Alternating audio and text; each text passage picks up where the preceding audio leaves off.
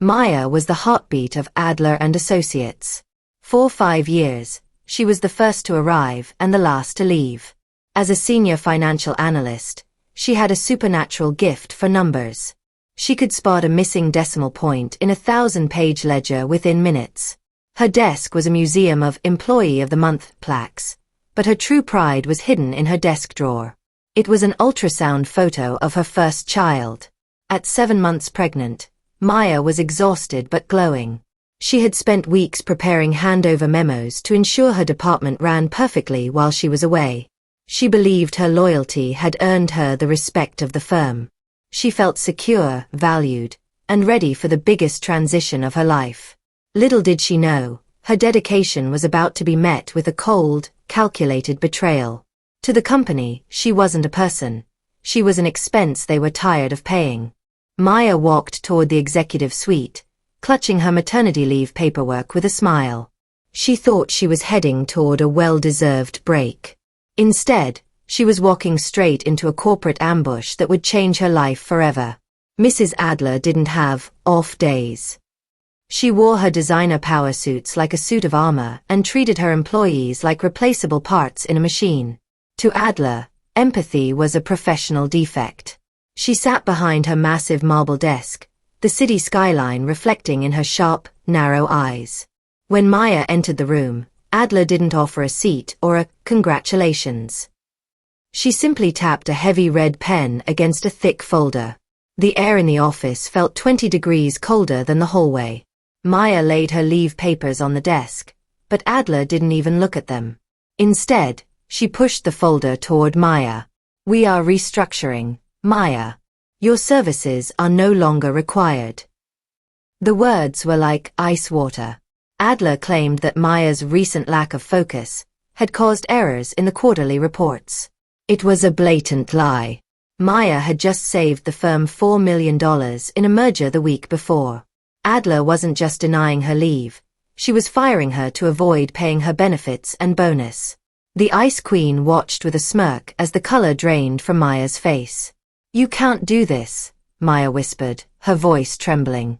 "I've given this firm 5 years of my life. I've worked through every weekend. I'm 7 months pregnant." Adler didn't blink. She leaned back in her leather chair, looking bored. "The contract allows for termination based on performance, Maya. And frankly, your condition has made you a liability. You're slow, you're emotional, and you're expensive." The cruelty was surgical. Adler had waited until the last possible moment to strike, knowing Maya would struggle to find a new job while so close to her due date. It was a calculated move to save the company a few $1,000s in maternity pay. Maya realized that every late night and every sacrificed holiday had meant nothing. She was being discarded like a piece of broken office equipment. Adler pushed a piece of paper across the desk, a voluntary resignation form. "Sign this, and I'll give you 2 weeks of severance. Refuse, and I'll make sure your reputation in this city is ruined. No one hires a whistleblower or a failure."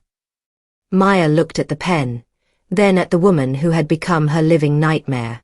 Before Maya could even respond to the threat, a heavy knock sounded at the door. 2 burly security guards entered the room. They weren't there for Adler's protection. They were there to humiliate Maya. "Pack your personal items immediately," Adler commanded. "You have 10 minutes before you are escorted from the building." Maya was forced to walk through the open-plan office she had managed for years, flanked by the guards. Her colleagues looked up from their desks, their faces a mix of shock and fear. No one stood up. No one said a word. The silence was deafening.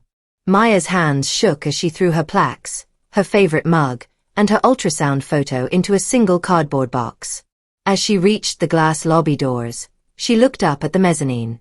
Mrs. Adler was standing there, watching the scene with a look of pure triumph. She even waved a tiny, mocking goodbye. As the heavy doors clicked shut behind Maya, she stood on the sidewalk, a top-tier analyst reduced to a woman with a box. The humiliation was total, but as the anger began to boil, she remembered something Adler had forgotten.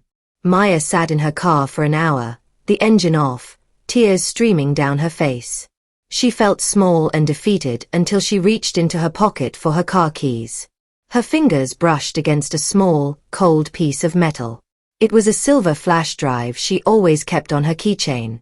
It was the encrypted vault drive she used for deep tissue audits of the firm's private accounts. In her haste to fire Maya, Adler had forgotten to revoke the physical hardware keys. Maya realized she still had the only existing copy of the shadow ledgers. These were the real books, the ones Adler used to hide the firm's massive profits from the government. For years, Maya had been told these were private client adjustments, but now she saw them for what they really were. They were evidence of systematic tax fraud on a scale that would make headlines. Adler thought she had wiped Maya's digital access, but she had failed to realize that the most dangerous data was sitting in Maya's pocket. The sadness evaporated, replaced by a cold, sharp clarity. Adler wanted to play dirty? Fine. Maya was the best analyst in the business, and she was about to perform the audit of a lifetime. Maya didn't go home to cry. She went to a 24-hour library on the other side of town, far from anyone who might recognize her. She found a secluded corner, plugged the drive into her laptop, and began to dig. As the spreadsheet scrolled past, the true depth of Adler's corruption was revealed. It wasn't just a few missed taxes.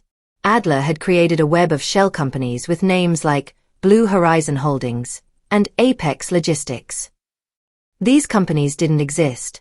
They were just buckets used to siphon millions of dollars into offshore accounts in the Cayman Islands. Maya spent the night connecting the dots.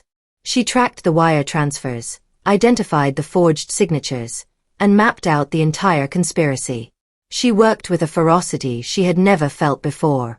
By 4 a.m., she had a digital map of a 10-year criminal enterprise. Adler had stolen more from the public than she had ever paid her employees. Maya's back ached and her eyes burned, but she felt more powerful than ever. She wasn't just an unemployed pregnant woman anymore. She was a ticking time bomb, and Mrs. Adler was the target. The IRS Whistleblower Office has a very specific process for reporting large-scale corporate fraud. It requires precision, evidence, and courage.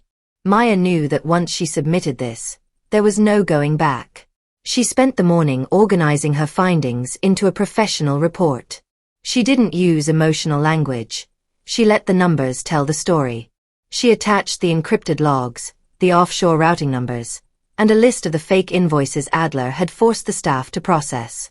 She also included a memo detailing how Adler had used the firm's healthcare fund to pay for her private jet memberships.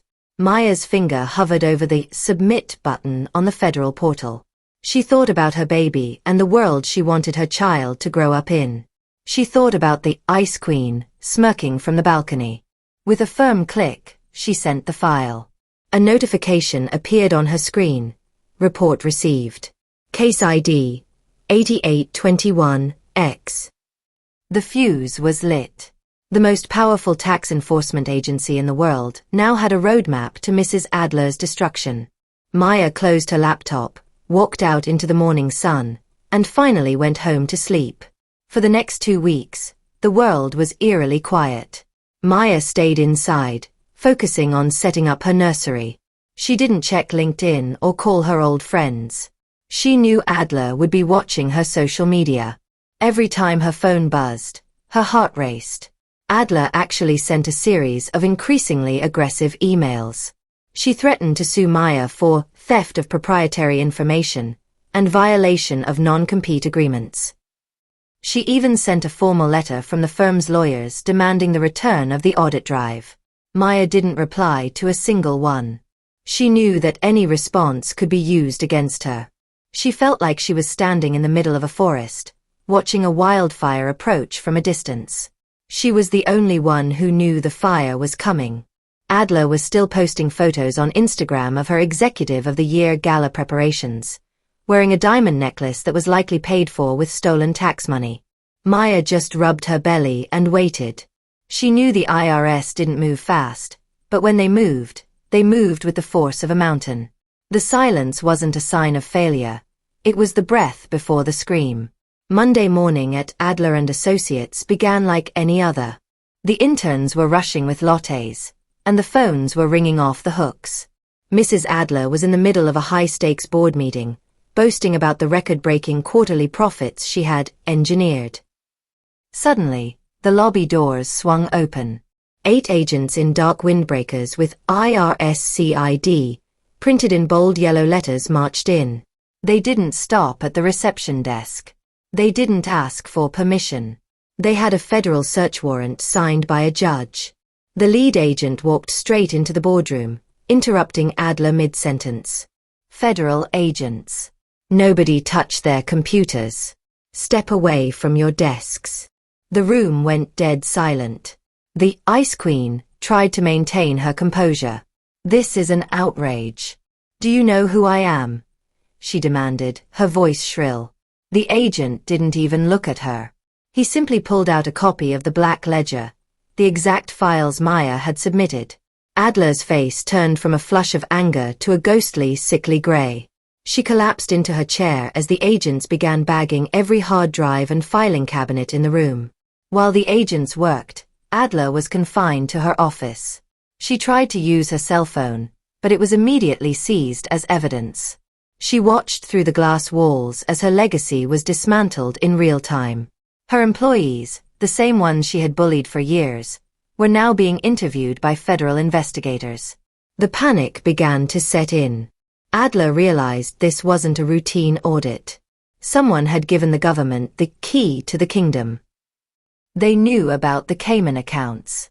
They knew about the shell companies. They even knew about the hidden safe behind the painting in her private lounge. She felt a wave of nausea. Only one person could have known these details. Only one person had the skill to find them. Maya, she hissed under her breath. She had thought Maya was a weak, emotional girl she could crush with a security escort. Now, she realized Maya was the architect of her ruin. Adler looked at the handcuffs on the lead agent's belt and felt the walls of her empire closing in. The power she had spent decades building was evaporating in a single morning. That evening, Maya's phone rang. The caller ID showed a number she knew by heart, Adler's private line. Maya debated letting it go to voicemail, but she wanted to hear the defeat in Adler's voice. She picked up. Maya, darling, we need to talk, Adler said. Gone was the Ice Queen. In her place was a woman who sounded desperate and broken. There's been a terrible misunderstanding at the office. The IRS. They have some fake files. I know you have the real ones. I'll make this right. I'll give you $1 million. No, $2 million. I'll make you a full partner. Just tell them the files you sent were a mistake. Maya listened in total silence.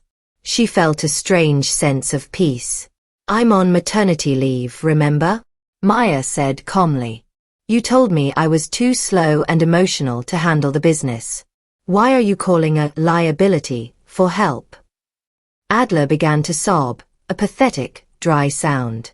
Please, Maya. I'll lose everything. Maya didn't hesitate.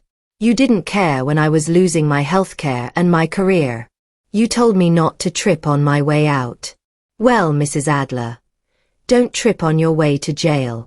She hung up. By the next morning, the news had hit the financial wires. Federal raid at Adler and Associates, allegations of massive tax fraud. The firm's stock price plummeted to near zero in 3 hours. Major clients, terrified of being linked to a criminal investigation, began pulling their funds. The Ice Queen was no longer the most feared woman in finance. She was radioactive. News crews camped out in front of the building, filming the boxes of evidence being loaded into vans. Maya watched the coverage from her kitchen table, eating breakfast. It was surreal to see the office she had worked in for 5 years being treated like a crime scene. She saw her old desk on the news. It was covered in yellow crime scene tape. For the first time in weeks, Maya felt the heavy weight of the last few years lift off her shoulders. She wasn't a victim anymore. She was the one who had cleared the air. The toxic culture Adler had created was being burned away by the light of the truth. The shell of Adler's perfect life was cracking, and the world was finally seeing the rot inside. The IRS investigators were thorough. Now that they had the roadmap Maya provided, they began finding even darker secrets. It turned out Adler hadn't just been hiding her own money. She had been laundering funds for a corrupt overseas construction conglomerate. The tax fraud was just the tip of the iceberg. The FBI joined the task force, and the charges began to pile up. Wire fraud, conspiracy, and racketeering. Adler tried to shift the blame. Her lawyers released a statement claiming that a disgruntled former employee had manipulated the books to frame her. But Maya had been smart. Every time Adler had ordered her to adjust a number, Maya had saved the email and recorded the conversation. She had a folder of evidence that proved every crime was committed at Adler's direct command. The rogue employee defense fell apart within 48 hours. The investigators realized that Maya wasn't a criminal. She was the only honest person in a building full of thieves. They offered Maya full immunity and whistleblower protection status.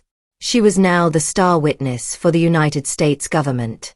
8 months pregnant and glowing with a new kind of confidence, Maya walked into the federal building for her formal deposition. She was dressed in a simple, professional maternity dress. Across the table sat Adler and a team of 6 expensive lawyers. Adler looked terrible.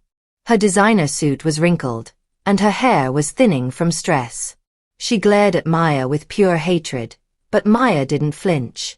For 6 grueling hours, Maya walked the federal prosecutors through every spreadsheet and every offshore transfer. She explained the codes Adler used and pointed out the forged signatures. Every time Adler's lawyers tried to interrupt, Maya calmly cited a specific email or a date. She was a master of the facts. At one point, Adler lost her temper and screamed, "I made you! You were nothing before me." The room went silent. The lead prosecutor just looked at Adler and said, "It seems you also made the evidence that's going to put you away for 20 years. Maya felt a kick from her baby. It was like a little signal of approval. She walked out of that room knowing she had won. A few weeks later, Maya received a letter from the Department of the Treasury. Under the IRS whistleblower program, individuals who provide high-quality information are entitled to between 15% and 30% of the total taxes and penalties recovered. Because Adler's fraud was so massive, totaling over $80 million with penalties, Maya's projected reward was life-changing. She did the math in her head and had to sit down. She was looking at a payout of nearly $12 million. The woman who had fired her to save a few $1,000s in benefits had inadvertently made her a multimillionaire. Maya realized she would never have to work for a person like Adler ever again. She could provide for her child, her parents, and her future without ever having to compromise her soul. The money wasn't just a reward. It was a shield. It was the FU money that would ensure she was never at the mercy of a corporate bully again.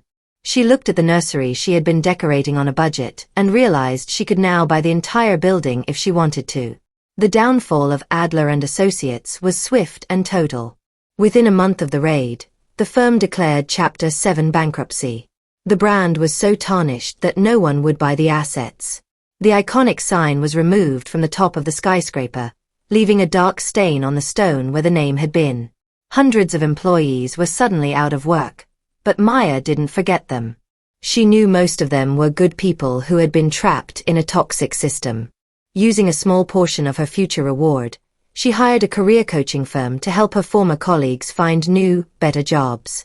She even started a small hardship fund for the junior analysts who were struggling to pay rent. Maya became a legend among the staff she had once managed. They started calling her the Angel of Wall Street. While Adler was rotting in a holding cell, Maya was busy building a community out of the wreckage. She proved that you didn't have to be a monster to be a leader. The Ice Queen's empire was gone, but Maya's influence was just beginning to grow. The day of the formal indictment arrived. The image of Mrs. Adler being led out of her $5 million penthouse in handcuffs became the defining image of the year. She tried to hide her face behind a luxury handbag, but a gust of wind blew it aside, revealing her tear-streaked, panicked face to the swarm of cameras. The Queen of Finance was now just inmate number 48291.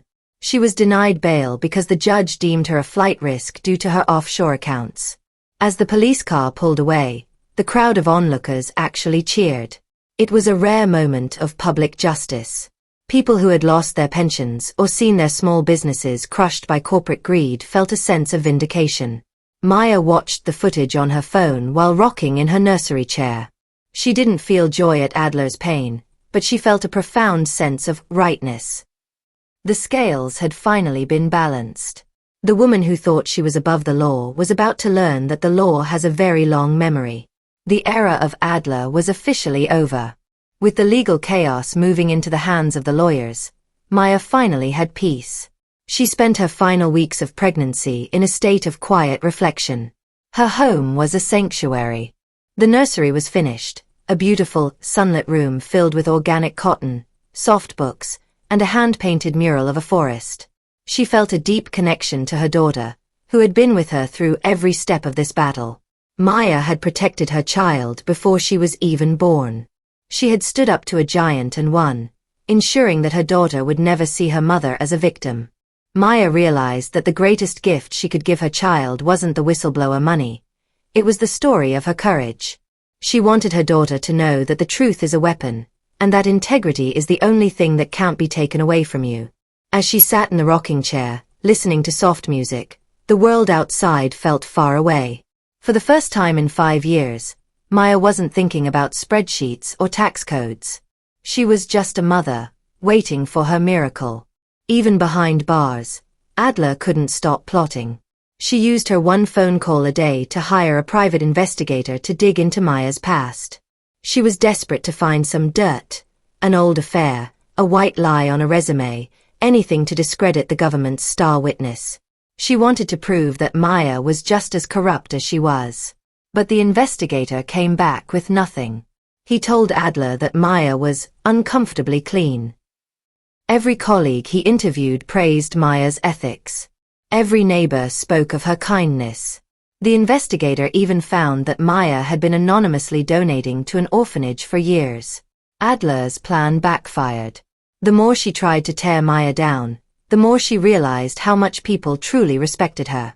In her cold cell, Adler realized she had never been respected, only feared. And fear vanishes the moment you lose your power.